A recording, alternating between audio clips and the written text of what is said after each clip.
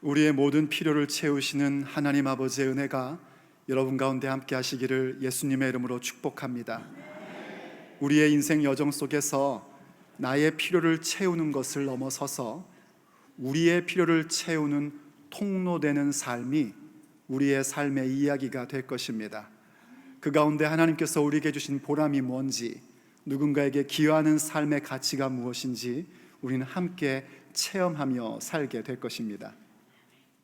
산상수훈의 말씀은 우리가 함께 계속해서 나누고 있는 구절의 말씀입니다. 산상수훈은 그저 기독교 윤리 대장전의 차원이 아닙니다. 산상수훈의 말씀은 예수님의 제자들에게만 주어져 있는 축복의 말씀입니다. 예수님의 제자들만이 성취해 갈 수 있는 말씀, 그게 곧 산상수훈의 말씀입니다. 팔복의 은혜를 누리고 있는 사람들, 바로 예수님의 빛과 소금이 된 사람들이 누리고 사는 삶이 바로 이 산상수훈적 삶, 곧 예수님의 제자된 삶입니다. 그리고 우리는 그 가운데에 주기도문을 함께 살펴보고 있는데, 산상수훈 가운데 주기도문의 위치가 아주 가운데에 자리 잡고 있는 것을 보면서 과연 제자의 삶, 곧 산상수훈적 삶을 산다는 것은 하나님께 드리는 기도로 말미암아 이루어질 수 있음을 우리에게 생각하게 해줍니다. 기도가 참 중요합니다.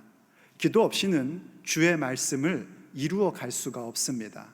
우리의 능력과 우리의 힘으로, 내가 가지고 있는 여러 가지의 생각으로 주의 말씀의 성취는 이루어지지 않습니다. 오직 하나님 아버지께 기도함으로 말미암아 성령님께서 우리 가운데 임하시고 그때의 권능을 받아서 우린 주의 말씀의 성취의 역사 가운데 동참되는 것입니다. 그렇기 때문에 주기도문을 잘 이해하는 게 중요합니다. 그래서 우리가 조금 자세하게 이 주기도문을 함께 묵상하고 나누고 있습니다. 예수님께서는 이 주기도문이 제자된 우리들이 하늘에 계신 하나님을 우리의 아바 아버지라 부를 수 있음에 대하여 가르쳐 주시는 것으로 시작합니다.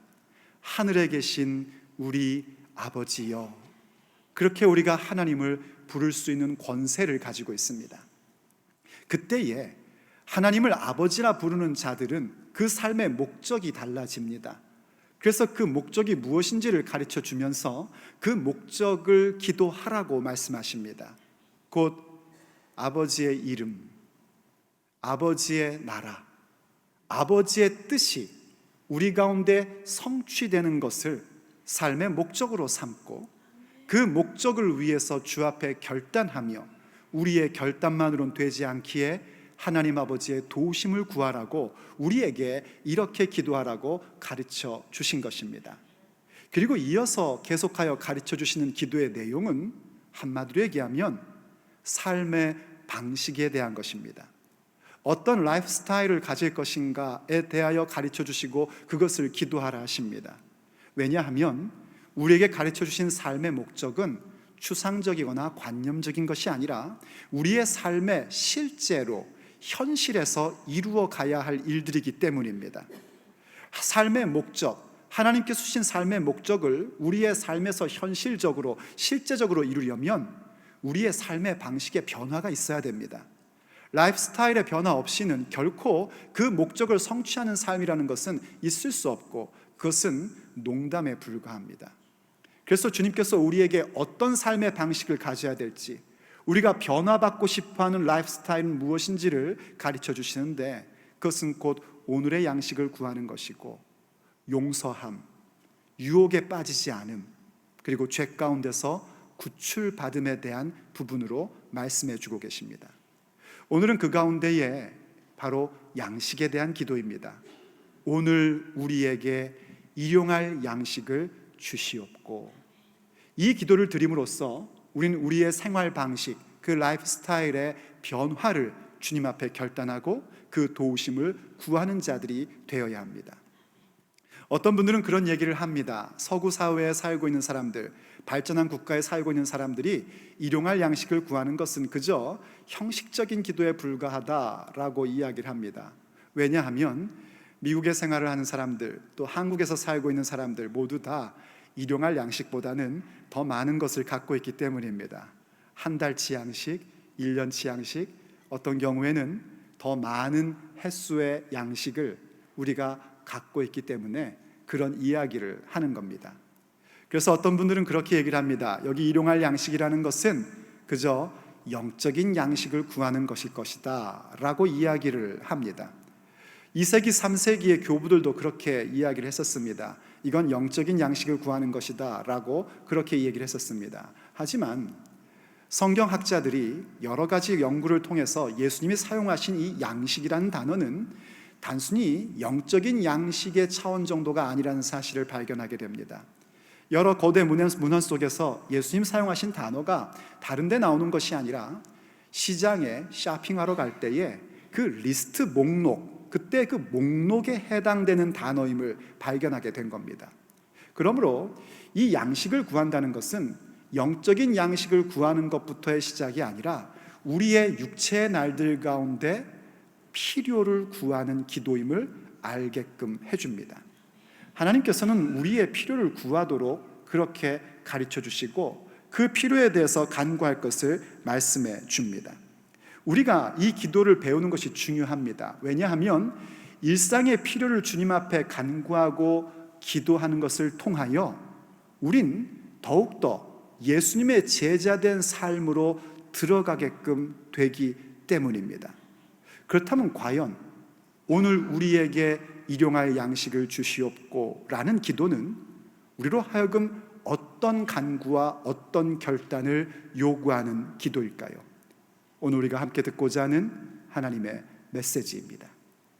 일용할 양식을 구한다는 것은 첫째로 그것은 나의 모든 필요가 하나님께로부터 옴을, 주께로부터 옴을 기억합니다 하는 기도입니다. 이것이 참 중요합니다. 나의 오늘의 일상에 필요한 모든 것이 하나님 아버지께로부터 오는 것입니다 함을 기억하며 살겠다는 겁니다. 일용할 양식을 주시옵소서의 기도가 그것 기억하며 살고 싶습니다 하고 기도하는 겁니다. 그렇게 얘기를 하죠. 뭐 그런 사소한 것까지 구해. 아니요, 사소한 것까지도 구할 줄 알아야 됩니다. 사실 우리는 전부 다를 구하고 있지는 않습니다. 생각나는 것 구하는 거죠. 근데 그 사소한 것을 구하는 것 가운데에 중심이 뭐냐면 하나님이 이미 다 알고 계심에도 불구하고 내가 이 모든 것, 나의 일상에 필요한 것이 주께로부터 옴을 기억하며 살고 있습니다 하는 고백을 주 앞에 드리는 겁니다. 역대상 29장 14절 말씀을 보면 이러한 기도의 문구가 나옵니다. 나와 내 백성이 무엇이기에 이처럼 즐거운 마음으로 드릴 힘이 있었나이까? 모든 것이 주께로 말미암아 싸우니 우리가 주의 손에서 받은 것으로 주께 드렸을 뿐이니이다.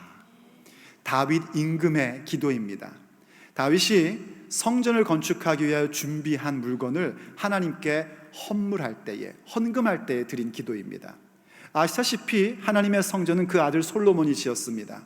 그런데 다윗은 그것을 위하여 준비하는 작업을 했고 그 준비할 때 많은 돈과 많은 물질을 하나님께 드리며 했던 기도입니다.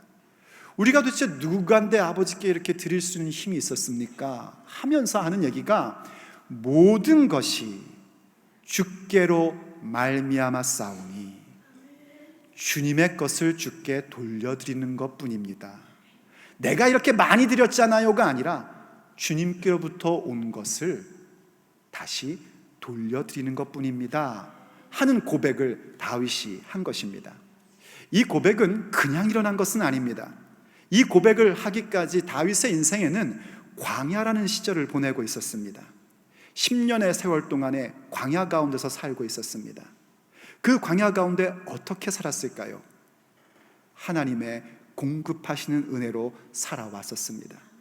그 은혜가 있었기에 지금 왕이 되어서 많은 것을 하나님께 드리면서도 그는 고백할 수 있었던 겁니다. 이 모든 것이 주께로부터 왔습니다 하는 고백을 드리는 겁니다. 우리도 이 고백을 할 줄 알아야 됩니다. 그리고 이 고백을 하려면 우리의 광야 같은 순간 속에 아버지 하나님의 공급하심을 체험해 봐야 됩니다. 이스라엘 백성이 출애굽하고 광야에 40년을 다닐 동안이었습니다. 그때 무엇 먹었습니까? 주께서 만나를 주심으로 먹이셨습니다. 만나라는 것은 아침에 나가면 이슬이 맺혀 있는데 그 이슬이 마르면 서리 같은 것이 맺혀 있었답니다. 사람들이 서로 물었답니다. 이게 뭐야? 그게 히브리 말로 만나랍니다. 그래서 만나라는 이름이 됐답니다. 매일 아침 나가서 거두어야 했습니다. 이틀치는 안 됐습니다. 하루치만 거뒀었습니다. 그 광야, 농사도 지을 수 없고 남자 어른만 60만이 되는 사람들이 사냥할 그럴 짐승도 없는 광야입니다. 거기에서 어떻게 40년을 살 수 있었습니까? 아버지 하나님께서 공급해 주셨기 때문입니다. 성경에 보면 엘리야라는 선지자가 있습니다. 어느 날 엘리야 선지자가 아합 임금 앞에 나가 하나님의 메시지를 전달합니다. 그리고 아합이 이 엘리야를 죽이려고 하기 때문에 그는 그릿시네가라는 곳에 몸을 숨기고 있었습니다. 그때 하나님께서 그를 어떻게 먹이셨는가? 까마귀를 시켜서 떡과 고기를 물어다 주게 하셨답니다. 그런데 성경 보니까 까마귀가 아침 저녁으로 물어다 줬답니다. 쌓아놓고 있었던 것이 아니라 그때그때 일용할 양식을 공급해 주신 것입니다. 그걸 알아야 된단 말입니다. 오늘 내가 지금 이 육체의 날들을 살면서 필요한 모든 것들이 다른 것으로부터 오는 것이 아니라 오직 하나님 아버지께서 공급해 주셨음을 기억하며 살 줄 알아야 합니다. 그런데 한번 묻잔 말입니다. 정말 우리가 그것을 믿는가? 오늘 우리의 필요의 공급이 혹시 우리가 받는 봉급으로 공급되는 거 아닙니까? 내가 지금 운영하는 비즈니스를 통해서 나는 공급받다고 믿고 있는 건 아닙니까? 들은 이야기인데요, 참 은혜가 돼서 나눕니다. 옛날에 한국에서 월급을 봉투로 캐시로 받을 때의 일이랍니다. 하나님을 잘 믿는 한 집사님이 그만 버스에서 소매치기를 당한 겁니다. 집에 와보니까 주머니는 찢어져 있고 한 달치 돈이 다 없어진 겁니다. 그분이 그렇게 고백했답니다. 눈앞이 캄캄하더랍니다. 앞으로 한 달 동안 어떻게 사는가? 이 중고등학교 다니는 아이들 한참 먹고 한참 서포트 해줄 게 많은데 어떻게 이들을 키우고 어떻게 공급을 해주나? 눈앞이 캄캄해져서 절망 가운데 빠지게 되더랍니다. 그런데 문득 그 마음 가운데 그런 생각이 들더래요. 평소 하나님께서 공급해 주신다라는 걸 믿는다고 고백했는데 지금 자기의 모습을 보니까 하나님의 공급을 믿는 게 아니라 자기의 월급을 믿고 있더랍니다. 월급이 나를 살게 하고 내 가족을 살리는구나 하는 것을 믿고 있더랍니다. 그래서 주 앞에 회개하고 고백했대요. 월급이 아니라 하나님께서 저를 먹이십니다. 그 한 달 잘 넘어갔답니다. 그리고 그분의 삶의 라이프 스타일이 완전히 바뀌기 시작을 했다는 겁니다. 우리에게 그게 필요하단 말입니다. 만약 내가 받고 있는 월급이 혹은 내가 하고 있는 비즈니스가 혹은 부모님이 혹은 자녀가 혹은 내가 받고 있는 연금이 나를 먹여 살린다라고 믿고 있다면 그게 여러분들의 하나님입니다. 하나님 아버지만이 나를 공급하신다. 이것을 믿는 게 신앙입니다. 그러면 목사님, 우린 그냥 아무것도 안 해도 된단 말입니까? 아니, 그런 얘기가 아닙니다. 그래서 주님께서 신명기 8장 18절에서 이렇게 말씀을 해주셨습니다. 내 하나님 여호와를 기억하라. 그가 내게 재물 얻을 능력을 주셨습니다. 이같이 하심은 내 조상들에게 맹세하신 언약을 오늘과 같이 이루려 하심이니라. 하나님 여호와를 기억하렵니다. 뭘 기억하는가? 내게 재물 얻을 능력을 주셨다는 것을 기억하라는 겁니다. 열심히 일해야 됩니다. 열심히 비즈니스 운영하셔야지 됩니다. 최선의 노력을 다 하셔야 됩니다. 그러나 기억할 것이 뭔가? 그 모든 것을 할 수 있는 능력은 하나님께서 내게 주셨음을 기억하란 말입니다. 그것 기억하면 결단코 직업 때문에 비즈니스 때문에 예배를 소홀히 하거나 우리의 신앙을 포기하는 일은 있을 수가 없단 말입니다. 주님이 내게 공급하심을, 오직 아버지께서 오늘 나의 필요를 채워주심을 기억하는 것, 그게 바로 일용할 양식을 구할 때에 우리가 간구하는 기도의 내용인 것입니다.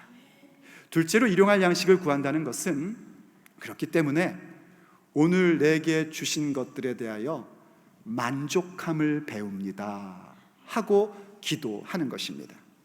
하나님께서 우리의 필요를 채워주십니다. 그런데 한번 잘 보십시오. 뭐라고 기도하라고 가르쳐 주셨냐면 오늘 일용할 양식입니다. 물론 오늘이라는 것은 단순히 오늘만의 얘기는 아닙니다. 쉽게 얘기하면 오늘이라 불리는 날들 하루하루입니다. 다시 말해서 내일 것이 아니라 오늘의 것, 일용할 것을 구하는 것인데 그것은 내 욕심을 구하는 것이 아니라 내 필요를 구한다는 것입니다. 오늘 육체의 날들을 사는 것을 아시는 아버지께서 내 필요가 무엇인지 알기에 그 필요를 구합니다 하고 기도하는 것이요, 하나님께서는 우리의 필요를 늘 채워주시는 분이십니다. 그런데 기억하십시오. 우리의 욕심은 채워주지 않으십니다.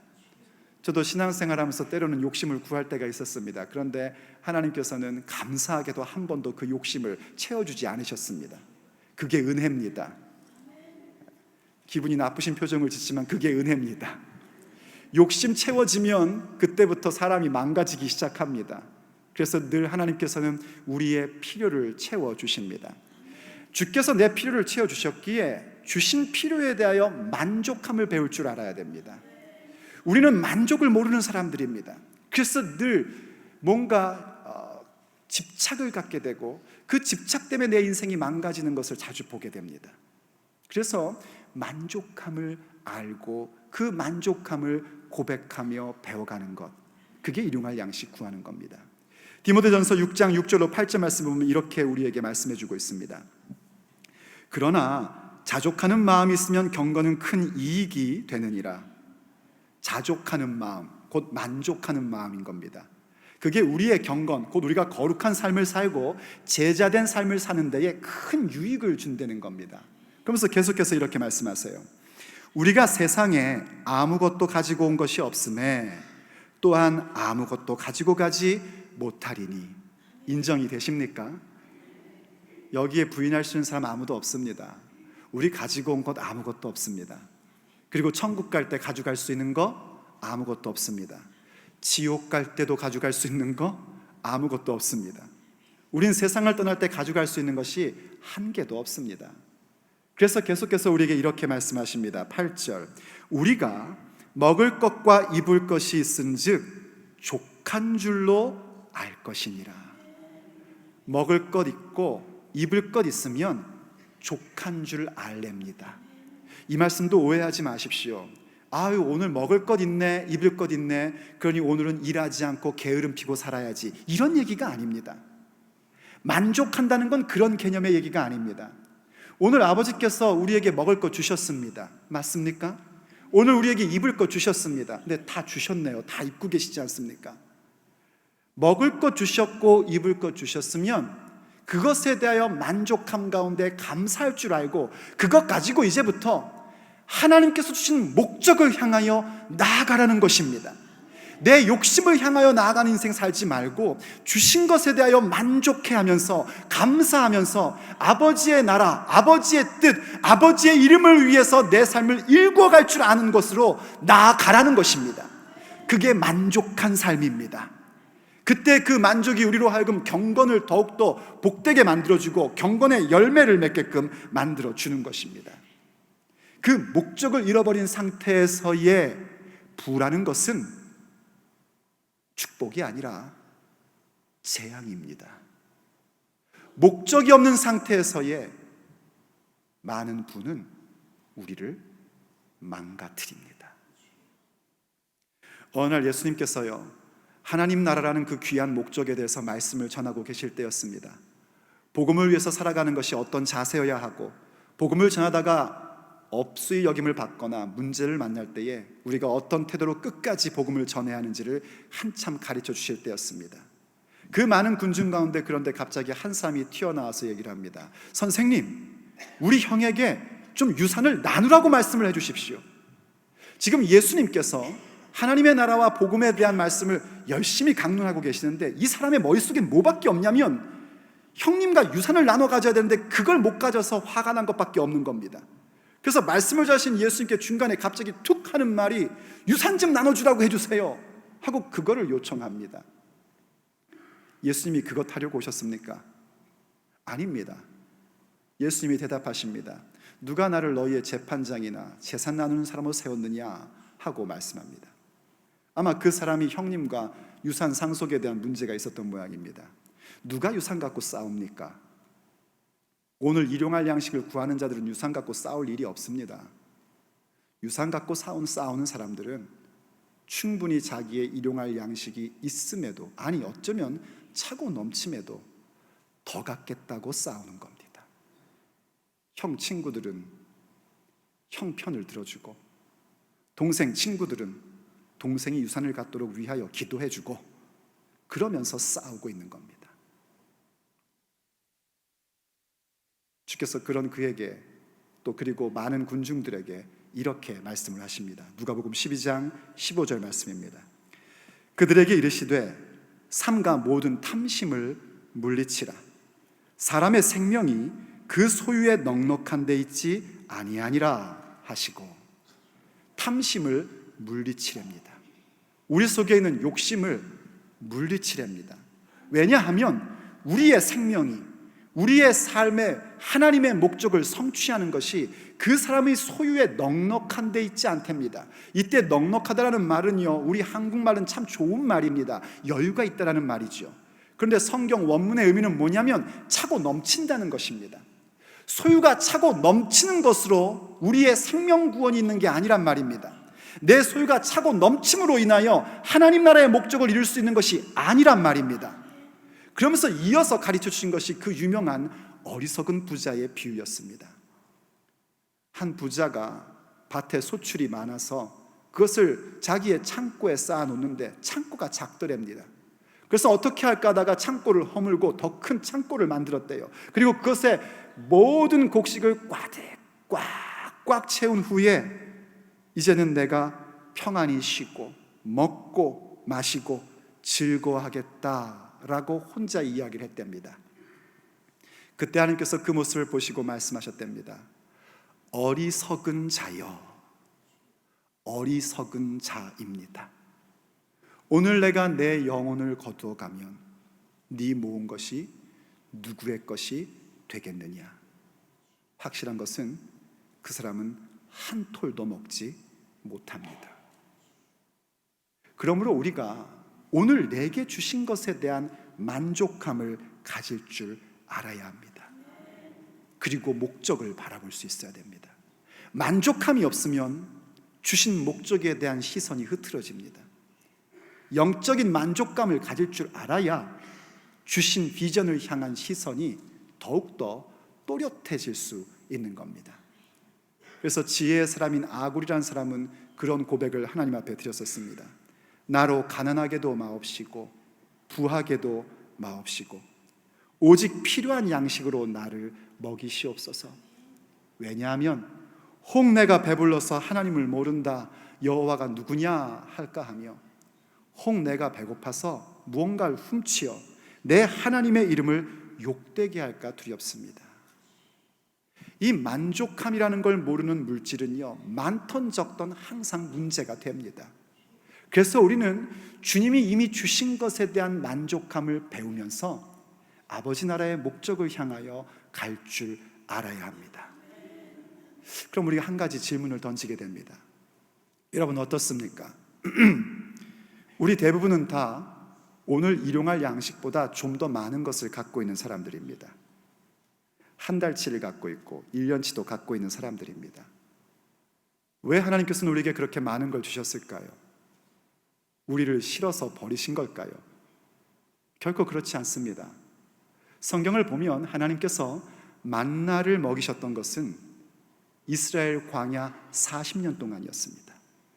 그리고 그들을 고스란히 약속의 땅으로 들어가게 하시고 그 밭의 소출로 살게 하셨습니다. 밭의 소출은 최소한 1년의 양식이어야 합니다. 그리고 밭의 소출을 풍성하게 하셔서 더욱더 많은 것을 누리도록 은혜를 베풀어 주셨습니다. 왜 그렇게 하셨을까요?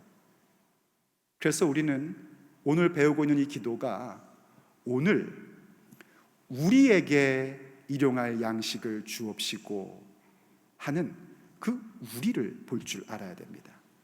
그러므로 세 번째, 일용할 양식을 구한다는 것은 오늘 내가 우리의 필요를 채우는 통로가 되렵니다 하고 주 앞에 결단하며 그 도움을 구하는 것입니다. 우리에게입니다. 나에게가 아니라 우리에게 일용할 양식입니다. 여러분, 한 끼 식사를 한번 생각해 보십시오. 한 끼 식사 안에도 거기에는 우리가 들어 있습니다. 누군가가 씨를 뿌리고 경작하고 추수를 합니다. 누군가가 농장으로부터 그 곡물을 사가지고 옵니다. 누군가가 그것을 포장하여 판매를 합니다. 누군가가 그것을 사기 위하여 열심히 일합니다. 누군가가 그것을 쇼핑해 옵니다. 누군가가 그것을 요리합니다. 그 결과 지금 내 앞에 한 끼의 식사가 주어져 있는 겁니다. 한 끼의 식사 속에서도 우리는 우리라는 사실이 있다는 것을 볼 줄 알아야 됩니다. 그게 우리에게 일용할 양식을 주옵시고를 기도하는 것이고, 그럴 때 우리는 지금 내게 이 풍성함을 주신 목적이 그저 단순히 나 혼자 잘 살게 하기 위함이 아니라 우리의 필요를 위하여 주셨고, 우리의 필요에 통로되는 인생을 만들어 주시고자 하는 아버지의 계획을 볼 줄 알아야 합니다. 모든 공동체에는 스스로 일용할 양식을 구할 수 없는 사람들이 있기 마련입니다. 가정에는 어린아이가 있을 수 있고 늙으신 부모님이 계실 수 있고요. 교회 공동체에서도 여러 가지 피치 못할 사정으로 그런 사람들이 있을 수 있고요. 커뮤니티에도 그렇고요. 또 인류 전체에도 그런 곳들이 있습니다. 그때 우리에게 주신 풍성함이 그들과 함께 나누고 그들에게 전달되는 통로됨을 위하여 주셨다는 사실을 기억하는 것, 그게 믿음입니다. 그거는 하나님께서 이스라엘 광야에서 만나를 주실 때부터 가르쳐 주셨고 훈련시켰던 내용입니다. 만나의 내용인 출애굽기 16장 16절 이하를 보면 이렇게 말씀하고 있습니다. 명령하시기를 너희 각 사람은 먹을 만큼만 이것을 거둘지니 곧 너희 사람 수요대로 한 사람에 한 오멜씩 거두되, 이렇게 일단 시작을 합니다. 만나는 하루에 한 사람의 양만큼만 구하게끔 하나님께서 허락하신 거예요. 하나님께서 아무것도 구할 수 없는 광야 가운데에 일용할 양식을 공급하시는 분이 하나님 아버지심을 나타내 주시는 아주 구체적 표현이었습니다. 그때 한 사람당 한 오멜, 오늘의 단위로 하면 2.2리터 혹은 하프 갤런 정도의 그런 양을 거두어 오라는 겁니다. 그런데 그때 뭐라고 계속해서 말씀하시냐면 보십시오. 각 사람이 그의 장막에 있는 자들을 위하여 거둘지니라 하십니다. 아침에 일찍 나가서 그 만나를 거둘 때에 내가 노동하는 자로 나가는데, 그 노동하는 사람은 나만을 위한 것이 아니라 지금 내 장막에 있는 자들을 위해서도 거두는 거란 말입니다. 하나님께서 여러분에게 일할 능력을 주셔서 건강 주시고 기술 주시고 사업 주셔서 일하게 하셨습니까? 열심히 일하십시오. 그 일은 여러분 자신만을 위한 것이 아니라, 나 자신만을 위한 것이 아니라 내 장막에 있는 사람들을 위해서도 하는 것입니다. 곧 내 가족 공동체를 위해서 하는 것이고 또 커뮤니티를 위해서도 하는 것입니다. 자, 그런데 계속해서 이렇게 말씀하십니다. 17절, 이스라엘 자손이 그같이 하였더니 그 거둔 것이 많기도 하고 적기도 하나. 이스라엘 백성들이 순종했답니다. 그래, 나가서 거두자 해서 거뒀대요. 그런데 어떤 사람들은 많이 거두기도 하고 어떤 사람은 적게 거뒀답니다. 왜 그랬을까요? 사람마다 능력이 다르기 때문입니다. 옛날에 가끔씩 블루베리 픽업하러 가면은요, 제 아내는 똑같은 시간에 열심히 같이 했는데 이만큼 거두고, 저는 최선을 다하는데 요 정도밖에 못 거둬요. 왠지 압니다. 이 사람은 손이 빠르고 저는 손이 아주 바보 같거든요. 이게 느려요. 그래서 똑같은 시간에 최선을 다했음에도 불구하고 제가 거두는 건 항상 양이 작았습니다.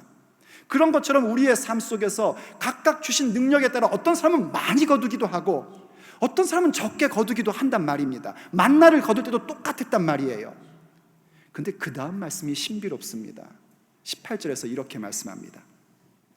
오멜로 되어 본즉 많이 거둔 자도 남음이 없고 적게 거둔 자도 부족함이 없이 각 사람은 먹을 만큼만 거두었더라.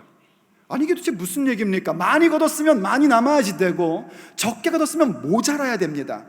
그런데 말씀이 뭐라고 우리에게 증언하냐면 많이 거둔 자도 남은 게 없고 적게 거둔 자도 모자른 것이 없더랍니다. 무슨 일이 일어났을까요? 나눔의 사건이 일어난 겁니다. 물론 많이 거둔 사람 가운데 나누기 싫어서 그걸 몰래 숨겨둔 사람도 있었습니다. 그 다음날 일어나 보니 이 만나가 상하고 벌레가 났습니다. 그거 먹으면 안 됩니다. 그거 먹으면 배탈 납니다. 하나님께서 이들에게 만나를 주실 때부터 많이 거둘 수 있는 사람이 있고 적게 거둔 사람이 있다는 거 알고 계셨습니다. 많이 거두나 적게 거두나 많이 거둔 자도 남는 게 없고 적게 거둔 자도 모자른 것이 없게끔 하는 것은 그들 속에서 나눔의 사건을 통하여 많이 거둔 자일수록 나의 많이 거둠은 오늘 필요한 사람들을 위한 통로됨으로 사용되는 것이다. 이것을 알게 하시고 훈련시켜 주신 겁니다. 가나안 땅에 들어가 수많은 곡물을 얻고 수많은 재산을 얻을 때 이스라엘 백성이 기억해야 될 것은 바로 그거였습니다. 아버지께서 내게 풍성함을 주시는 이유가 뭔가? 통로되게 하시는 뜻이다. 오늘 하나님께서 미국의 생활을 하는 우리에게 풍성함을 주신 이유가 뭘까요? 우리의 인생이 나만을 위해서 사는 인생이 아니라 그 누군가, 오늘의 필요를 갖고 있는 그 누군가에게 통로되는 그 복되고 보람된 인생 만들어주고 싶으셔서 많이 거두게 하신 것입니다. 선교란 게 그런 겁니다. 우리 교회 다운타운 미션 월요일마다 가는 것도 그렇고 도르가 선행에도 그렇고 또 우리가 해외로 선교 팀들을 보낼 때도 마찬가지입니다. 우리가 기도하고만 보내는 것이 아니라 우리에게 주신 풍성한 부분들의 한 부분을 그들을 통하여 보내는 겁니다. 그래서 가는 곳마다 적게 거둘 수밖에 없는 상황에 있는 자들에게 많이 거둔 우리들이 그것을 나누고자 보내는 겁니다. 거기에 영적인 양식인 예수 그리스도의 복음이 함께 전달되어 나가게 됩니다. 복음을 증거하면서 그들의 필요를 우리의 풍요로움 가운데 나누게 될 때에 거기에 놀라운 역사가 일어나게 되는 겁니다. 그게 바로 일용할 양식을 구하는 것입니다. 한국 사람들은 나이가 들어가는 것을 나이 먹었다라고 얘기를 합니다. 내가 이렇게 나이를 많이 먹었네. 그 말이 참 의미가 있는 말입니다. 그만큼 많은 식사를 했다라는 얘기겠죠. 많은 양식을 먹어왔다는 얘기겠죠. 그 양식을 먹을 때마다 우리가 오늘의 양식을 구하는 것처럼 모든 것이 주께로부터 왔음을 기억하고 주신 것에 대하여 만족함을 배우며 나에게 더 많은 것을 주신 것은 필요한 누군가에게 통로되는 기여하고 보람된 인생으로 만드시고자 하는 아버지의 뜻을 알며 우리가 한 끼 식사를 한다면 그저 나이 먹음이 숫자만 느는 것이 아니라 성숙함으로 가게끔 될 것입니다. 나이를 먹은 만큼 우리가 아버지의 목적을 알고 그 성숙함으로 들어갈 수 있는 것, 그것은 바로 일용할 양식 구함. 오늘 우리에게 일용할 양식을 주시옵고 그 기도를 깨닫고 구하고 결심하고 도움을 요청하는 자들의 삶의 모습입니다. 기도하시겠습니다. 사랑하는 아버지 하나님, 분명 아버지로부터 모든 필요가 채워짐을 기억하고 오늘 우리의 필요 채워짐이 얼마나 감사한 일인지 만족하며 살고 싶은데 우린 참 겁도 많고 세상에 대한 두려움도 많아서 더 많은 것을 쌓아두고 살고 싶은 어리석은 사람들임을 고백합니다. 아버지, 우리를 불쌍히 여겨주시옵소서. 이제는 아무것도 두려워하지 아니하고 오직 아버지께서 우리의 소망이고 산성이고 모든 것임을 고백하며 일용할 양식을 구할 줄 아는 그 믿음의 사람이 되고 싶습니다. 아버지, 도와주시옵소서. 그래서 나이를 먹어감에 따라 더욱더 성숙한 사람들, 그 누군가에게 양식을 나눠주고 필요를 채워줄 수 있는 사람들, 그래서 더욱더 보람되고 뭔가를 기여할 줄 아는 그런 복된 인생 살고 싶습니다. 우리의 생활 방식이 그렇게 변화되게 도와주시옵소서. 그래서 일용할 양식을 가지고 아버지께서 주신 그 목적을 향하여 우리가 함께 전진해 갈 수 있도록 아버지 우리를 붙잡아 주시옵소서. 우리 주 예수 그리스도의 이름으로 간절히 기도 올립니다. 아멘.